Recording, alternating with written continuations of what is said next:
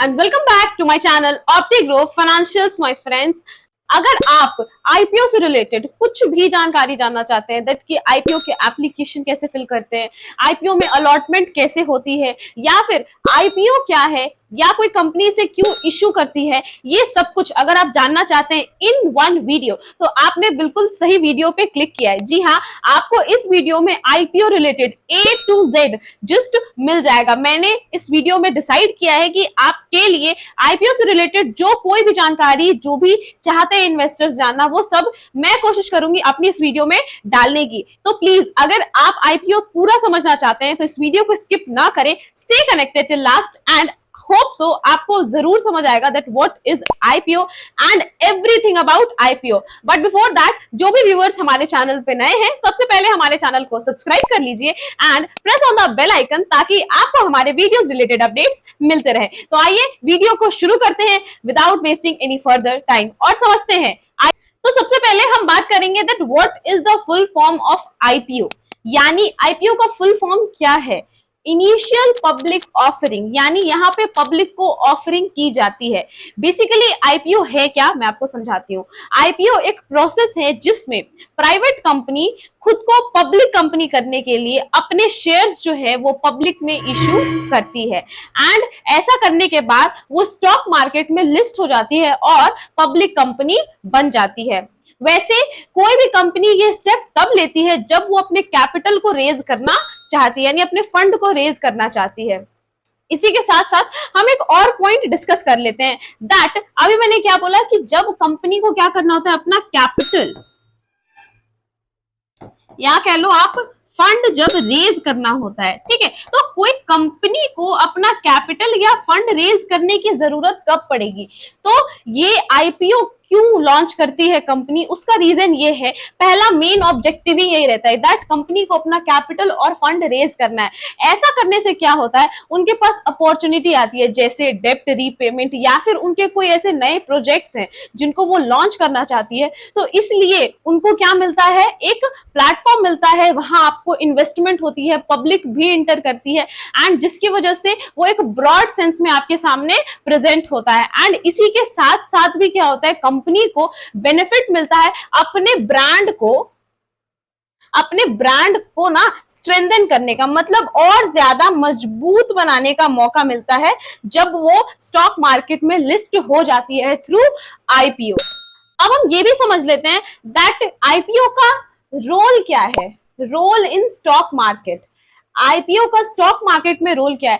तो friends, IPO जब launch होती है या कोई कंपनी लिस्ट होती है इन स्टॉक मार्केट, तो वहां पे उसका रोल क्या होता है, उससे क्या होता है ना, जो इन्वेस्टर्स होते हैं हमारे, उनके लिए एक तरह की ये इन्वेस्टमेंट अपॉर्चुनिटी होती है, वहां पे उनको एक इन्वेस्टमेंट अपॉर्चुनिटी बनती दिखती है। एंड कंपनी के पास, मतलब स्टॉक मार्केट के पास कुछ नए शेयर्स आते हैं जो इन्वेस्टर्स में इन्वेस्ट करते हैं जिसमें, और यहाँ पे एक हमें इन्वेस्टमेंट अपॉर्चुनिटी मिलती है जब कोई अच्छी कंपनी आईपीओ के थ्रू लिस्ट होती है इन स्टॉक मार्केट। तो ये इन्वेस्टर्स के लिए एक अपॉर्चुनिटी का टाइम होता है। तो बेसिकली आईपीओ का रोल इन स्टॉक मार्केट इतना ही है कि वो इन्वेस्टर्स को अपॉर्चुनिटी प्रोवाइड करती है फॉर देयर न्यू इन्वेस्टमेंट्स, अगर कंपनी अच्छी है तो अब हम समझेंगे दैट आईपीओ वर्क कैसे करता है, हाउ इट वर्क्स, यानी इसका प्रोसेस क्या है। तो वेरी सिंपल प्रोसेस है, यहाँ आपके सिर्फ 3 स्टेप्स आते हैं, ठीक है, इसके प्रोसेसिंग का। सबसे पहले क्या होता है,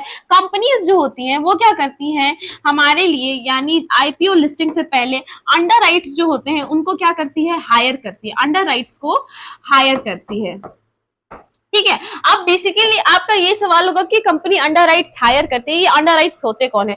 तो ये जो होते हैं वो हमारे इन्वेस्टमेंट बैंक्स होते हैं, इन्वेस्टमेंट बैंक्स, ठीक है। उसके बाद इनका काम क्या है, इन्वेस्टमेंट बैंक्स क्या करती है, आपके लिए जो आईपीओ आप लॉन्च करने वाले हैं उसके लिए प्राइस रेंज डिसाइड करती है, प्राइस रेंज क्या होगा, और उसी के साथ साथ ये आपके लिए क्या डिसाइड करती है, मार्केटिंग स्ट्रैटेजी क्या होगी आईपीओ की, वो भी यही डिसाइड करती है। द फोरमोस्ट वर्क, ओके, ये हो गया हमारा फर्स्ट प्रोसेस, आईपीओ यहां तक हमारा डील हो गया। उसके बाद नेक्स्ट क्या होता है, इतना करने के बाद कंपनीज क्या करती है, कंपनीज के पास एक प्राइस रेंज यानी प्राइस बैंड जो होता है, यानी सेकेंड प्रोसेस क्या होता है, प्राइस बैंड जो होता है वो अवेलेबल हो जाता है, प्राइस बैंड अवेलेबल हो जाता है। उसके बाद इन्वेस्टर्स क्या करते हैं, बिड करते हैं, इन्वेस्टर्स क्या करते हैं, बिड करते हैं, बिडिंग होती है वहां पे। अब बिडिंग कहीं भी नहीं हो सकती है, जो प्राइस बैंड सेलेक्ट किया गया है थ्रू अंडरराइट्स, यानी इन्वेस्टमेंट बैंक जो है जिन्होंने प्राइस बैंड सेलेक्ट किया है,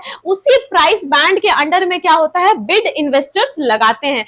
एंड थर्ड थिंग उसके बाद क्या होती है, वो प्रोसेस उसके बाद कहां घूमता है, जब आपका आईपीओ ओवर सब्सक्राइब्ड हो जाता है तो उसके बाद क्या होता है, हमें अलॉटमेंट मिलती है। क्या मिलती है, अलॉटमेंट मिलती है। वेल अगर अलॉटमेंट डिस्ट्रीब्यूशन का प्रोसेस आप पूछो क्या है, तो दो ही प्रोसेस होते हैं, ठीक है। या तो रैंडमली डिस्ट्रीब्यूट किया जाता है, आपको ना रैंडमली अलॉटमेंट मिलेगा, नहीं तो प्रोपोर्शन के वे में आपको अलॉटमेंट मिलती है, प्रोपोर्शन के वे में आपको अलॉटमेंट मिलती है। तो ये है आईपीओ का process from its first step to its last steps, जहां ये इन्वेस्टर्स के पास पहुंच जाती है, ठीक है।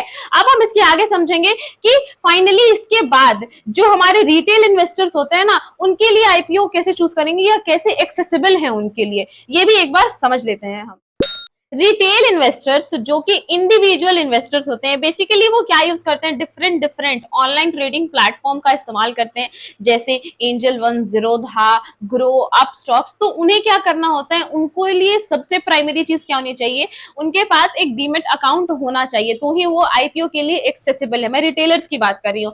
एंड वो क्या करेंगे, उसके बाद आईपीओ में सबसे मिनिमम बिड जो होगा उसको क्या करेंगे, आप पिच करेंगे। तो इस तरीके से रिटेलर्स के लिए आईपीओ में इन्वेस्टमेंट करना एक्सेसिबल है बाय दीज प्रोसेस। आइए अब हम समझते हैं कि आईपीओ के टाइप्स क्या हैं और कितने हैं।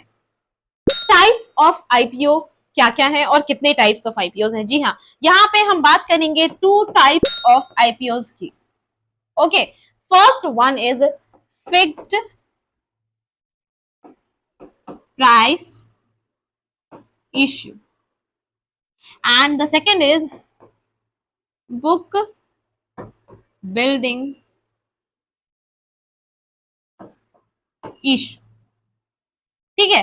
अब इन दोनों में डिफरेंस क्या क्या है, किसकी अपनी क्या खासियत है। तो बेसिकली फिक्स्ड प्राइस इशू में इन्वेस्टर्स को पता होता है कि ये आईपीओ का प्राइस कितना है, वो उसी प्राइस पे अपने इन्वेस्टमेंट को करते हैं, यानी आईपीओ को फिल करते हैं। एंड अगर बात करी जाए बुक बिल्डिंग इशू की, तो यहाँ पे क्या होता है, एक प्राइस बैंड अवेलेबल होता है। फॉर एन एग्जांपल कि प्राइस बैंड आ रहा है 100 टू 150, तो इन्वेस्टर्स अपने अकॉर्डिंग अपना बिड डिसाइड करते हैं इसी रेंज के बीच में। यही डिफरेंस है फिक्स्ड इशू का और बुक बिल्डिंग इशू का। अगर मैं एक बार वापस समझाऊं कि व्हाट इज द डिफरेंस, तो यहाँ पे फर्स्ट वाले में क्या होता है कि इन्वेस्टर्स को पता होता है आईपीओ का प्राइस, बट सेकंड में क्या होता है, आईपीओ जब क्लोज हो जाती है उसके बाद लोगों को पता चलता है कि हाँ, हमारा आईपीओ इस प्राइस पे क्लोज हुआ है।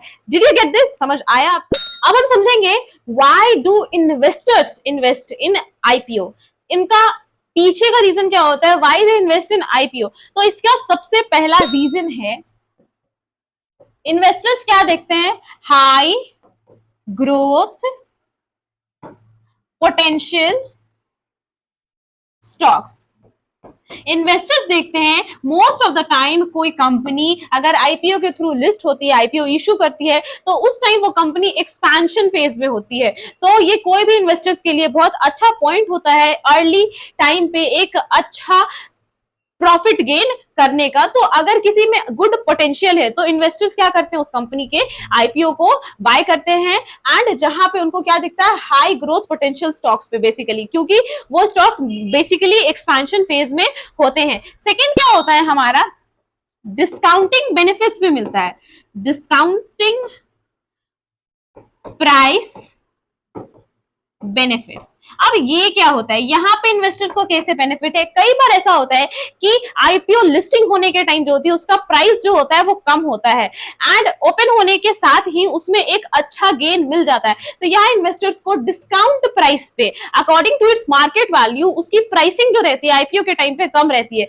लेकिन जो स्मार्ट इन्वेस्टर्स होते हैं उनको पता होता है कि अभी डिस्काउंटिंग प्राइस में इसको अभी ले लेंगे, एक तुरंत में इसे अच्छा इंक्रीमेंट होगा और अच्छा गेन लेकर निकल जाएंगे। ये हो गया हमारा second reason why do investors invest, and the third is long term wealth creation के लिए।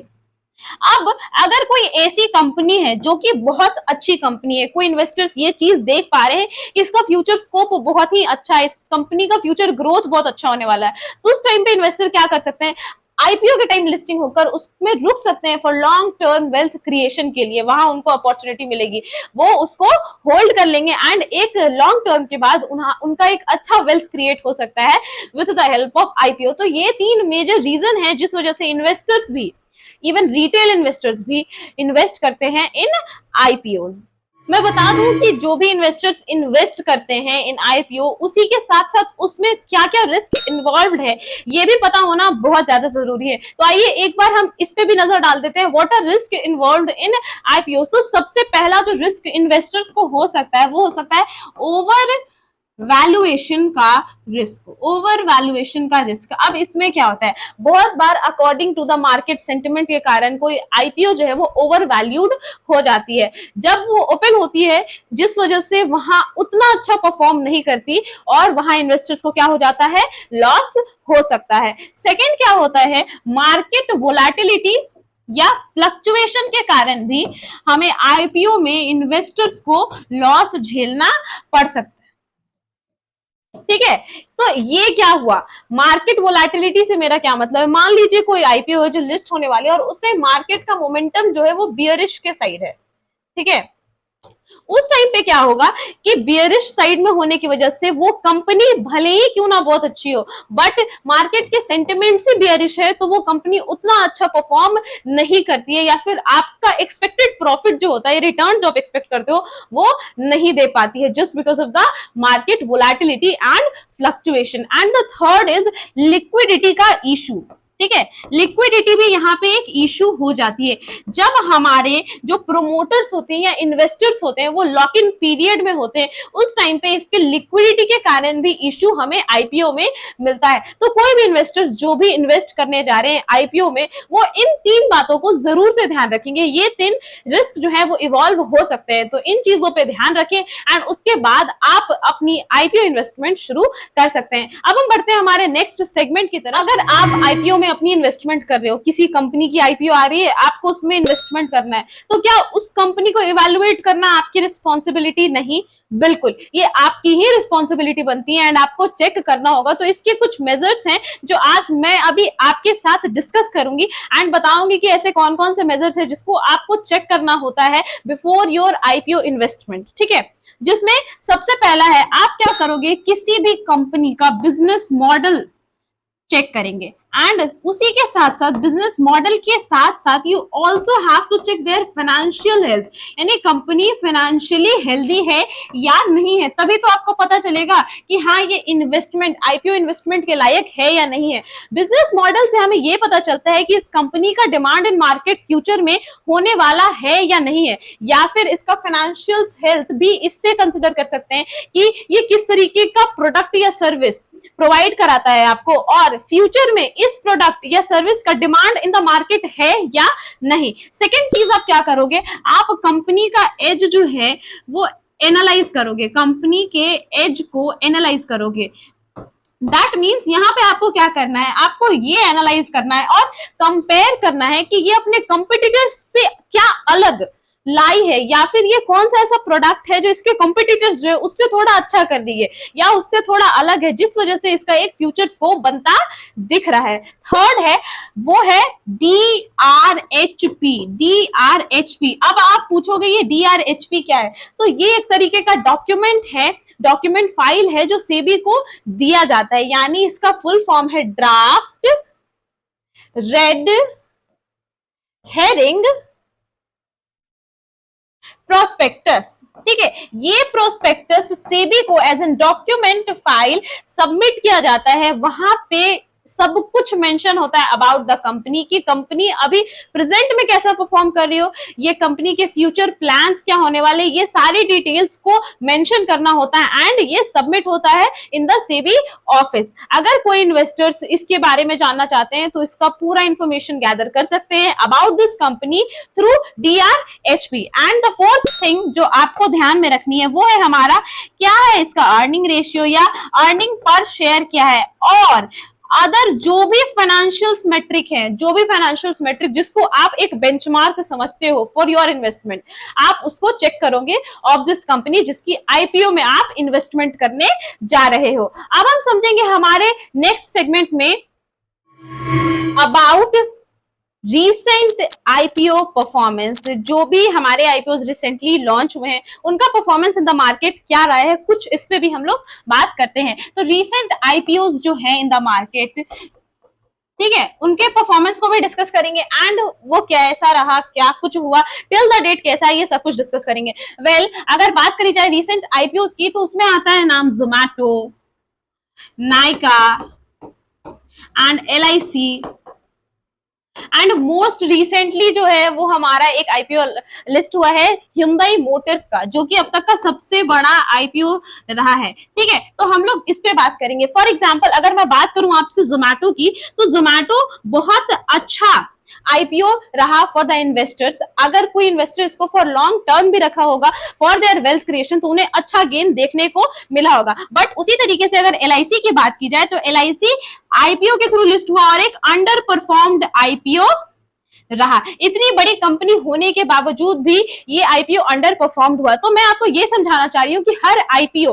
बिल्कुल पूरी तरीके से सेफ नहीं होता है। वेल, अगर हम लोग बात करें नाइका की, तो नाइका ने भी अच्छा परफॉर्म किया आईपीओ लिस्ट होने के बाद। जो उसमें टिल लास्ट रुके होंगे उन्हें अच्छा गेन भी मिला होगा। एंड हम अपने सबसे रीसेंट आईपीओ की बात करें Hyundai मोटर्स का, तो ये भी एक इतना बड़ा आईपीओ होने के बावजूद भी, मतलब इंडियन हिस्ट्री का सबसे बिगेस्ट आईपीओ होने के बावजूद भी अंडर परफॉर्म्ड करता दिखा। तो ये नहीं कह सकते कि आईपीओ इज ऑलवेज सेफ, हमेशा आईपीओ सेफ हो ऐसा जरूरी नहीं है। बट एक और चीज है, ये एक फॉर्च्यून गेम है, यहाँ पे totally depends on your fortune, क्योंकि it's like a lucky draw.